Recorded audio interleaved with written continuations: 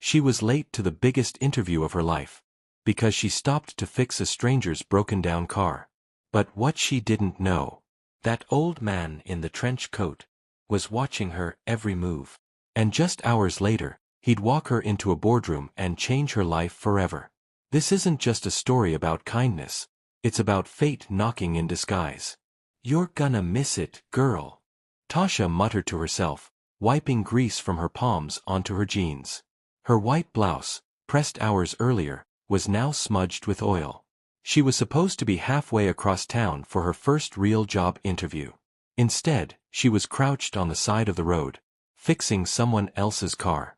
That someone else was an old man in his late 70s, standing helplessly by a beat-up blue sedan, one hand resting on a cane, the other on his forehead. Most people had driven past him that morning. Not Tasha. She had seen him struggling, pulled over, and without thinking twice, grabbed her toolbox from the trunk of her mother's old Nissan. She had learned how to change a tire, check fluid, and even tighten belts from her late uncle. Skills most girls her age never thought to learn.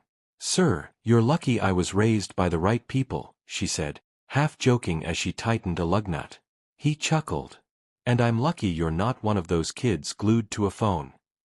What she didn't tell him was that this job interview meant everything. It was her last shot before rent was due, and her last chance to help her mom out of debt. But the clock didn't matter now. Someone needed help. And Tasha never walked away from that. The old man didn't look like anyone important. His beige cap was stained with age, and his oversized trench coat hung off his shoulders like it had been passed down from another generation.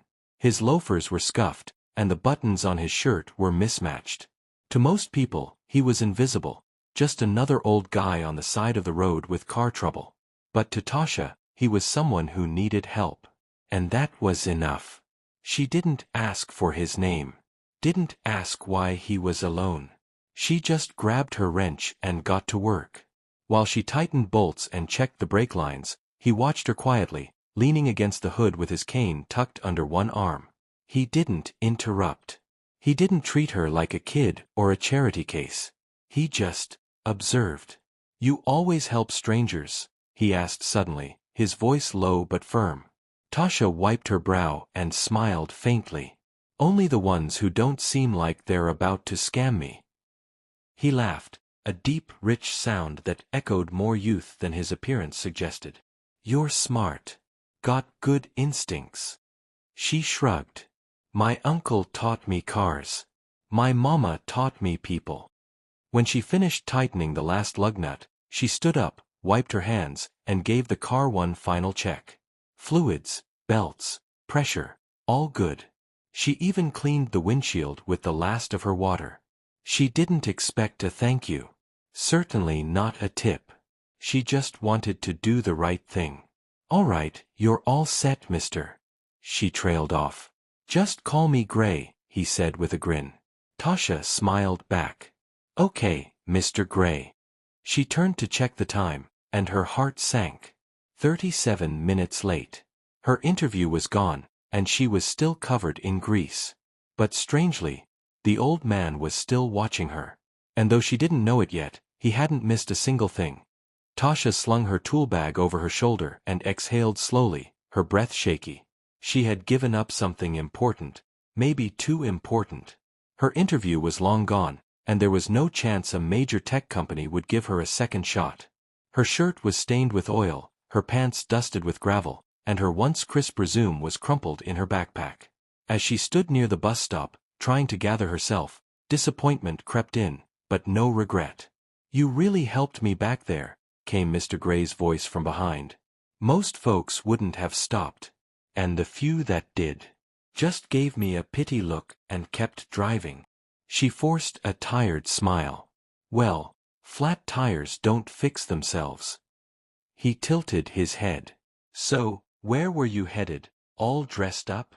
Tasha hesitated, then answered honestly. "Interview at Lexington Tech, entry-level support role. Nothing glamorous, but it was the best shot I had at starting a real career." Mr. Gray raised an eyebrow. "You were applying to Lexington?" She nodded. "I've been teaching myself for years. Python, system support, networking. I even built a help desk system for a community center for free, just to gain experience. He stepped closer, his tone curious now. Why didn't you just tell me all that earlier? She gave a slight shrug. Didn't seem right to brag while you were stranded. Felt like the decent thing was just to help. For a moment, there was only silence. Then Mr. Gray smiled, wider this time. He reached into his coat pocket and pressed a button on a small device. Within seconds, a black town car glided around the corner and stopped beside them. You know what? He said, opening the door. Let's not waste any more time. Come with me. Tasha blinked. Come where? He tipped his cap and grinned. To meet the people you were supposed to impress, because you just impressed the right one. Tasha slid into the back seat of the town car cautiously, still confused. The seats were buttery leather, and the smell of fresh pine and polish hit her instantly. She was still in her stained shirt, jeans smudged with grease, and sneakers that had seen better days. Everything about her screamed, wrong place. Except for the old man sitting beside her, smiling like she belonged exactly where she was. The car rolled through downtown, weaving between high-rises and traffic until it pulled up in front of a glittering glass tower, Lexton Technologies' global headquarters. Tasha gasped. She had seen this building online. It was where she'd dreamed of working. But she had never imagined entering through the front doors like this. They were greeted by two security guards who immediately stepped aside when Mr. Gray nodded. Mr. Gray. Good morning, sir. Tasha turned to him, stunned. Wait, you work here? He smiled and walked ahead. When they stepped into the elevator, he finally said it.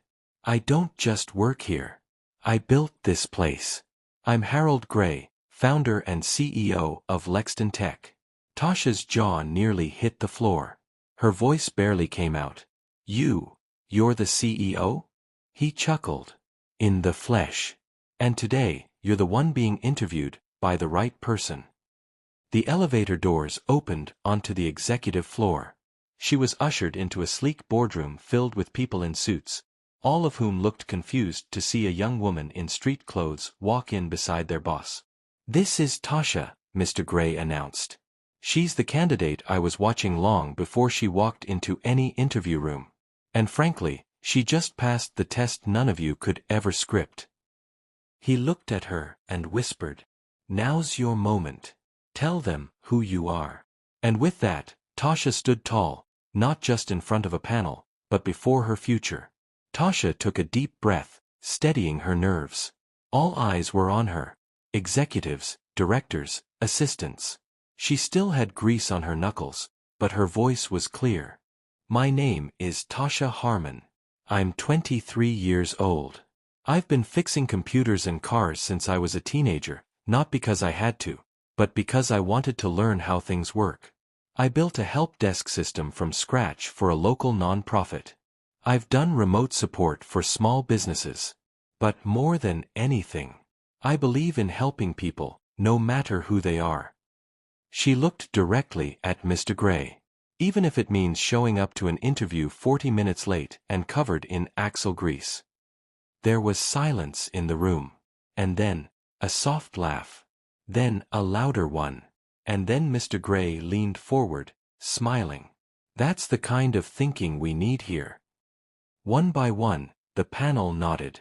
And just like that, no resume, no formal interview, no buzzwords, Tasha Harmon was hired. As they walked out of the boardroom, Mr. Gray pulled her aside. You want to start at entry level? He asked. Fine. But I see you in leadership someday. Tasha was speechless. She finally whispered, Why me? He paused, his voice gentle. Because when you thought no one was watching, you chose kindness over opportunity. And real leadership starts there. A week later, Tasha walked into her first day at Lexton Tech, not in grease-stained clothes, but in a tailored blazer and bright sneakers that still showed her roots. She had her own ID badge, her own desk, and a mentor in the most unexpected place. But more than that, she had a story no one could take from her.